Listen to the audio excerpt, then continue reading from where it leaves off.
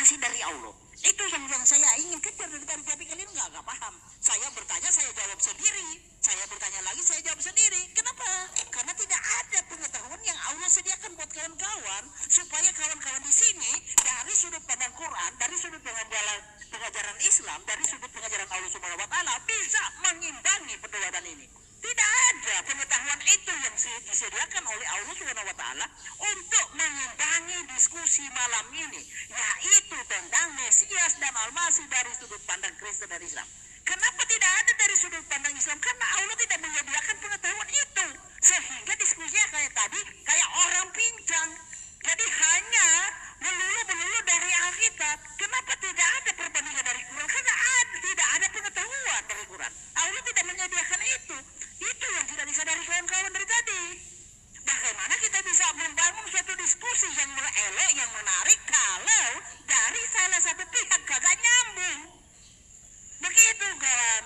Jadi kawan-kawan, Tuhan semesta alam, ya, kalian percaya Tuhan semesta alam sudah menetapkan, ya, Israel sebagai bangsa pilihannya, ya, sebagai bangsa yang ditetapkan untuk janji Tuhan, dan Yehuda suku yang ditetapkan oleh Tuhan, yang dipilih oleh Tuhan untuk hadirnya seorang Mesias. Mesias di dalam hal ini, baik kekristenan maupun Yahudi, tidak menolak secara misi dia adalah penebus, tidak menolak secara misi dia adalah juru selamat, tidak menolak secara misi dia adalah raja kekal, segala bangsa akan takluk sujud di bawahnya, tidak menolak. Lalu kenapa kalian tidak punya pengetahuan itu? Tuhan yang mana yang menginspirasi itu bahwa Mesias itu bukanlah raja? Itu yang harus kalian jawab, kawan. Nah, tadi saya sudah bawakan bahwa dari sudut pandang Yahudi, dari kitab Zohar, dari kitab Mishnah Torah, bahwa Mesias itu adalah juru selamat, adalah penebus, adalah raja kekal, segala raja takluk kepadanya, segala bangsa takluk kepadanya. Mengapa tadi Quran kok tiba-tiba hanya sebagai tukang urut? Mengapa? Apa gerangan yang terjadi? Apakah karena ketidaktahuan Allah Subhanahu Wa Taala, atau memang Allah Subhanahu Wa Taala bukan Tuhan yang benar? Konsekuensinya ya kayak gitu. Jelas nggak ya Bro Herdi? Sebentar saya potong. Pertanyaannya aku jelas nggak, tadi internet putus.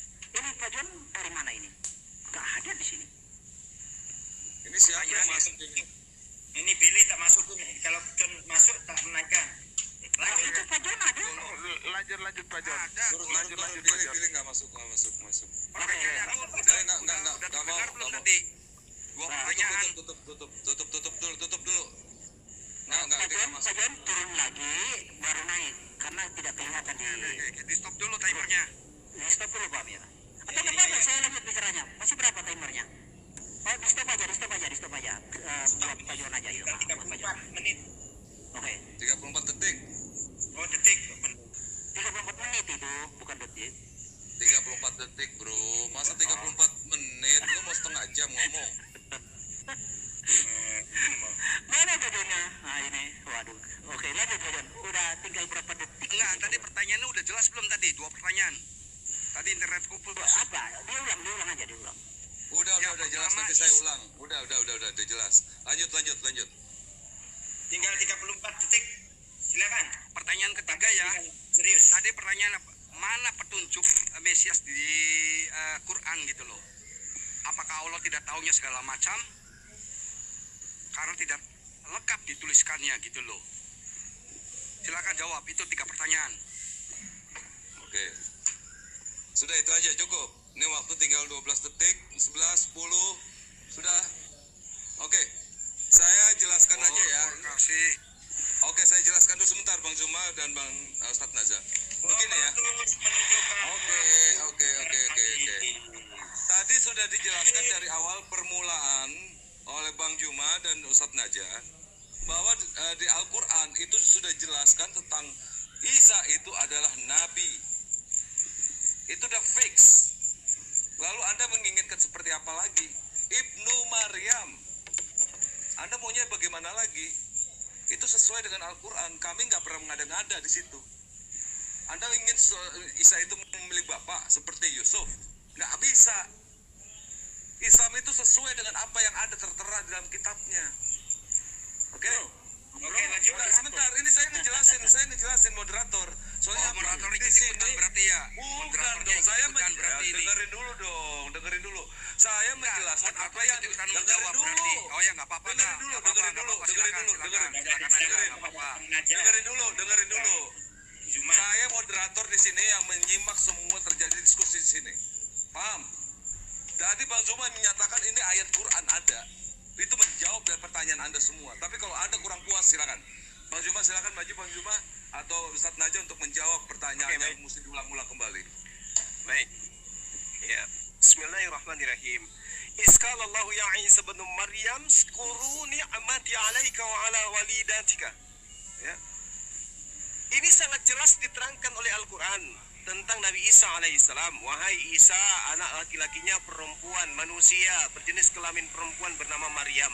Ingatlah nikmatku kepadamu dan kepada ibumu sewaktu aku menguatkan kamu dengan Roh Kudus. Engkau dapat berbicara dengan manusia pada waktu masih dalam buayan dan setelah dewasa. Dan ingatlah ketika aku mengajarkan menulis kepadamu juga hikmat, Torah dan juga Injil. Dan ingatlah ketika engkau membentuk dari tanah berupa burung dengan seizinku. Kemudian engkau meniupnya lalu menjadi seekor burung yang sebelahnya dengan seizinku. Dan ingatlah ketika engkau menyembuhkan orang buta sejak lahir dan orang yang berpenyakit kusta dengan seizinku. Dan ingatlah ketika engkau mengeluarkan orang mati dari kubur menjadi hidup dengan seizinku. Dan ingatlah ketika aku menghalangi Bani Israel dari keinginan mereka membunuhmu di kala waktu engkau mengemukakan kepada mereka keterangan-keterangan nyata. Lalu orang-orang kafir di antara mereka berkata, ini tidak lain adalah sihir yang nyata. Ini Mesias dalam Islam. Apakah ada indikasi Tuhan, indikasi Raja? No. Apakah Yesus itu Raja? Tidak. Raja di mana dia? Itu satu ya. Nah kemudian ketika Anda berbicara mengenai mana silsilah Isa, di Al-Quran tidak menjelaskan biografinya dia. Sama seperti Paulus, Anda bingung mana keturunan dari Paulus, ibunya namanya siapa, ayahnya nama siapa, silsilah dari mana Paulus itu. Anda akan bingung. Kenapa? Kitab Anda tidak menyajikan itu. Kitab Al-Quranul Karim bukan buku biografi. Ini udah sering kali Al-Quran itu datang meluruskan apa yang dibengkokkan. Tidak ada dibengkokkan masalah silsilah Yesus. Di dalam kitab saudara itu tidak penting bagi umat Islam karena ini berbicara mengenai hukum. Yang patut berbicara silsilah Yesus itu Anda. Karena Yesus itu punya silsilah di dalam kitab Anda. Yesaya 53 itu sering kalian jilat. Sering kalian jilat untuk menubuatkan penggenapan nubuatan untuk Yesus. Itu Yesaya 53. Yesaya 53 kalau itu untuk Yesus jelas sekali dikatakan dia akan melihat keturunannya, umurnya akan lanjut dan kehendak Tuhan akan terlaksana olehnya. Tunjukkan kepada saya keturunan Yesus itu sopo. Siapa nama anaknya? Justus. Atau siapa namanya anaknya Yesus itu? Kamu yang punya kewajiban untuk menunjukkan itu. Tidak ada itu keturunan Yesus dalam Al-Quran, Nabi Isa alaihissalam. Lalu kenapa disebut bin Maryam? Supaya kamu waras. Anak laki-laki perempuan kok disembah, dituhankan, dipersamakan dengan Tuhan pencipta langit dan bumi. Itu tujuannya Al-Quran menyebut bin Maryam. Ibnu Maryam, anak laki-lakinya perempuan manusia bernama Maryam. Supaya orang sehat, orang berakal, tidak menggantikan Allah dengan manusia. Lalu kemudian ketika Anda mengatakan narasi tidak bisa membatalkan histori. Bung, saya setuju dengan Anda. Tidak ada historinya Tuhan dilahirkan manusia. Tidak ada historinya ada Tuhan tidak tahu hari kiamat. Tidak ada historinya ada Tuhan tidak berkata-kata dari dirinya sendiri. Tidak ada historinya Yesus mengajarkan dirinya adalah Tuhan yang datang dalam rupa manusia. Jadi kalau di dalam narasinya Yesus itu Anda katakan Tuhan, dia adalah Raja, itu justru menabrak histori. Yesus tidak pernah menjadi Raja, gojlok. Gak pernah. Islam datang menerangkan, dia hanya Nabiullah, dia hanya utusan Allah, dia diberi mujizat. Itu baru berkesesuaian dengan histori. Yang kamu bangun dalam kitabmu, dengan matinya Yesus, maka dia telah membatalkan hukum Taurat bersama dengan apa yang ketetapan yang ada di dalamnya. Tabrakan dengan histori, karena historinya Yesus mengatakan dalam Lukas 16 nomor 17, lebih mudah langit bumi ini lenyap daripada satu titik dari hukum Taurat itu batal. Itu historinya. Lah kemudian narasi yang kau bangun apa? Yesus itu adalah Tuhan yang datang kemudian mati di atas tiang salib. Ini yang ngajarin sopo sampean. Ya. Lalu kemudian ketika Anda mengatakan tukang urut, itu masih mending. Karena memang Yesus ketika dia menyembuhkan, dia mengusap daripada Tuhan yang diurut. Ayo. Tuhan diurut, manusia diurut. Ketika sudah diurut, menjadi Tuhan. Piye to mas, Bang bingung jadi bingung. Silakan Dinda Wafi. Bismillahirrahmanirrahim. Pertanyaan pertama ya dari Mas John Timothy, kenapa tidak disebutkan secara lengkap di dalam Al-Quran tentang silsilah Isa, Al-Masilah, begini dan begitulah. Ya, tadi sudah dijawab oleh Bang Zuma. Jadi Al-Quran itu bukan kitab biografi ya, gitu loh. Makanya ada tujuan ketika Al-Quran menceritakan sesuatu, itu ada tujuan. Contoh, wa kullan naqussu 'alaika min amba'ir rusul ma nuthabbitu bihi fu'adak. Semua cerita para rasul aku ceritakan kepada kamu Muhammad untuk meneguhkan hati kamu. Ada beberapa dakwah para nabi diceritakan di dalam Al-Quran. Tujuannya salah satunya meneguhkan hati Nabi Muhammad bahwa dakwah para nabi ini A sampai Z, begini dan begitu. Ada kaumnya yang membangkang seperti di kalangan Bani Israel, sampai nabi-nabi dibunuh dan begini dan begitu. Jadi ada tujuan gitu loh. Daripada kitab suci yang menerangkan, mencoba ya, yang Anda anggap suci ya, mencoba menerangkan silsilah Yesus, tetapi antara Matius dan Lukas saling cakar-cakaran.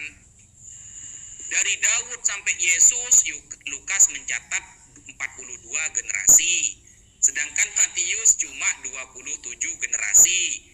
Ini kan sudah saling cakar-cakaran. Keduanya berusaha mengait-ngaitkan Yesus harus menjadi keturunan Daud, tapi ternyata saling bertentangan dan jaraknya jauh, sangat jauh begitu. Daripada kita percaya kepada kitab suci yang menerangkan biografi dengan begitu luasnya ternyata bertentangan semua, mending Al-Quran dan ketika setiap bercerita ada suatu ayat yang menerangkan tentang sejarah hukum, itu benar-benar fix, benar-benar bisa dikonfirmasi data sejarahnya begitu. Nah, pertanyaan kedua dari Mas John ya, kenapa Isa ini kok bin Maryam? Ya, kok bin Maryam? Seharusnya kan yang namanya keturunan yang bin ya, itu kan kepada jalur laki-laki seharusnya ya. Kenapa kok ini kepada jalur perempuan? Kan sudah jelas, ayat yang sudah saya terangkan di awal itu sudah jelas. Haitsu la aban lahu. Haitsu la abalahu. Karena tidak punya anak, maka Ibnu Maryam maksudnya walidu Maryam, putranya Maryam. Dan ini dikonfirmasi oleh Bible. Makanya ketika Bible berusaha mendatangkan ayah biologis yang bernama Yusuf, harus ada yang digarismiringi bahwa tidak ada ya keterkaitan darah antara Yesus dengan Yusuf. Kenapa? Karena Pak Yusuf itu adalah orang yang baru datang dan diterangkan di dalam Bible bahwa Pak Yusuf tidak pernah tidur bersama Maria sampai Yesus lahir. Kan begitu. Daripada menerangkan silsilah yang antara Matius sama Lukas dianggap kitab suci, tetapi keduanya saling cakar-cakaran, gak ketemu siapa yang benar, kan mending Al-Quran. Kan begitu. Seharusnya kamu ikut Al-Quran. Jangan ikut kitab biografi gitu loh. Yang mana biografinya pun antara dua penulis ya, dua itu ya, kalau istilahnya itu seperti di kuliahan itu seperti skripsi ya. Skripsinya Lukas dengan skripsinya Matius ternyata saling bertentangan. Entah siapa dosennya yang mensohihkan nanti itu. Seharusnya ada validasi dari Yesus siapa yang benar. Ternyata kan tidak. Karena baru ditulis puluhan tahun setelah Yesus meninggal. Kan seperti itu. Dan itu pun mayitnya gak ketemu ada di mana. Nah, jadi Al-Quran ini dalam menjelaskan sesuatu itu bisa fakta sejarah teman-teman, gitu loh. Sedangkan Anda jangankan jauh-jauh kepada silsilah Yesus atau kepada Mesias ya. tentang penyalipan saja antara Kristen dan Kristen lain ini masih bertentangan gitu loh. Jadi ketika Anda sudah menyerah untuk membahas Mesias, maka Anda seharusnya sudah bilang dari tadi, bukan malah bahas masalah silsilah. Saya kan sudah bilang di awal, kalau Anda mau bahas silsilah, mati kutu kamu nanti. Kenapa? Karena kitab kamu menentang kitab kamu sendiri. Lukas menentang Markus, Matius menentang Lukas. Yang keduanya sama-sama memiliki perspektif yang sangat berbeda. Oke, Bang Najah.